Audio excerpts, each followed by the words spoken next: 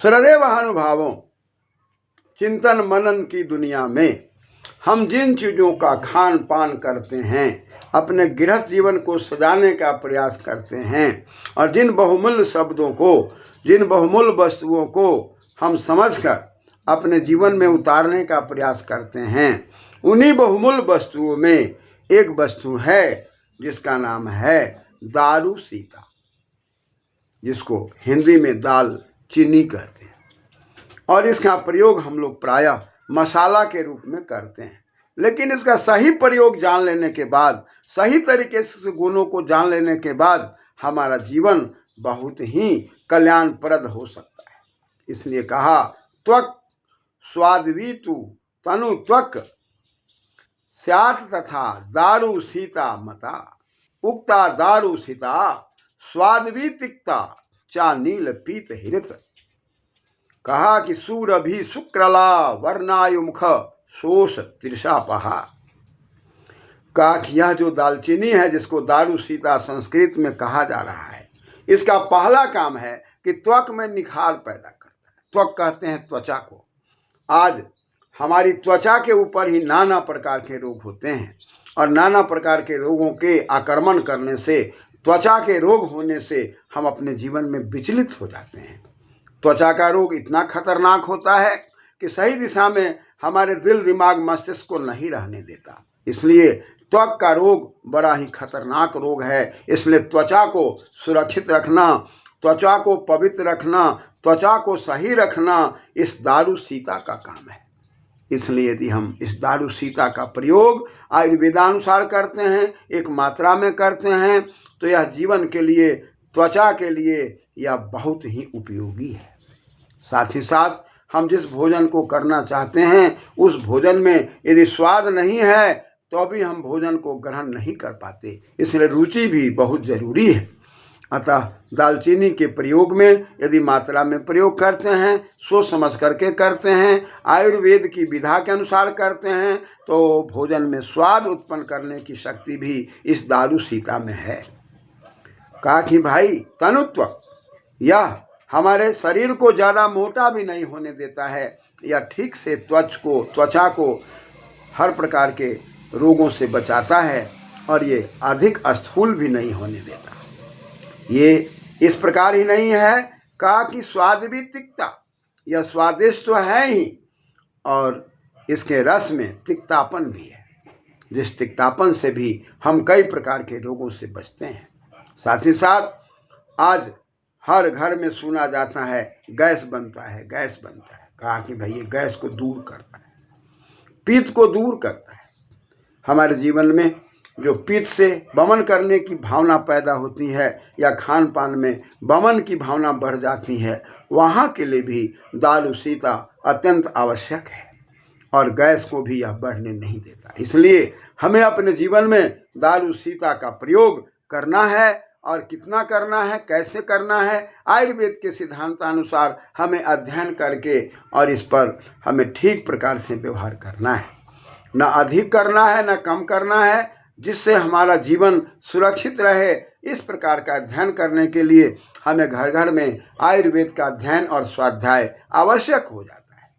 इसलिए गुरुकुलीय प्रणाली में घर घर में सब लोग आयुर्वेद का अध्ययन करते थे। आयुर्वेद के अध्ययनानुसार वे किस पदार्थ को कितना विनियोग करें, इसको जानते थे। इसलिए रोगों की कमी थी।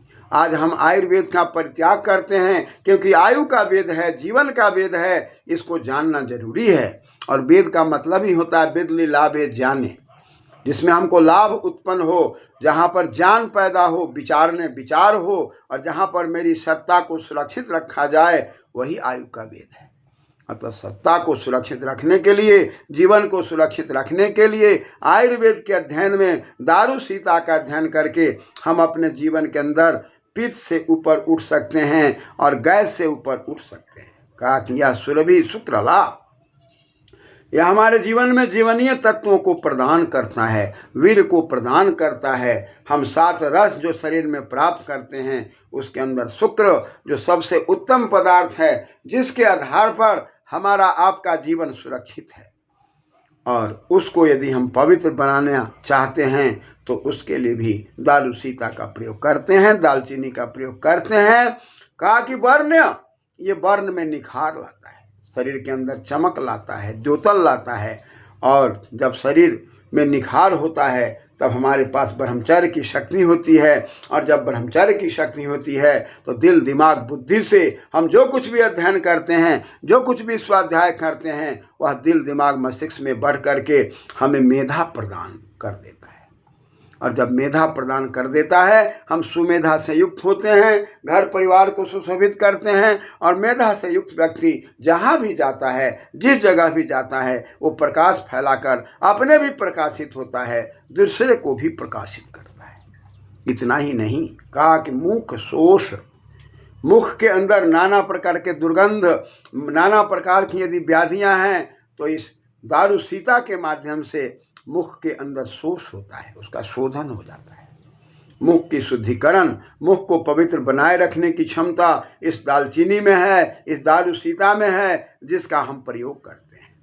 कहा कि तिरसा अपहा, कुछ ऐसे भी रोग होते हैं जिसमें हमारे आपके कंठ सूखने लगते हैं। और जब कंठ सूखने लगते हैं तो बार बार पानी पीना और फिर भी कंठ का सूखना, परिणाम हम अपने जीवन को अशांत कर लेते हैं।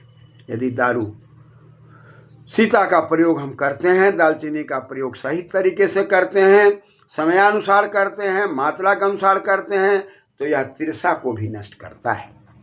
और जब बार बार प्यास आने की क्षमता को यह नष्ट करता है, समयानुसार प्यास आना, समयानुसार प्यास का न लगना, इस पर जब ये संतुलन कर देता है तो हमारे लिए यह औषधि बड़ा ही कल्याणप्रद है। इसलिए अपने जीवन के तिरसा को मारने के लिए, मुख को शुद्धित रखने के लिए, शुक्र को बढ़ाए रखने के लिए और अपने जीवन को गैस से, पित्त से बचने के लिए, भोजन को स्वादिष्ट बनाए रखने के लिए और त्वचा में निखार लाने के लिए इस दारू सीता का प्रयोग हमें करना है। ऐसा आयुर्वेद का निर्देश है।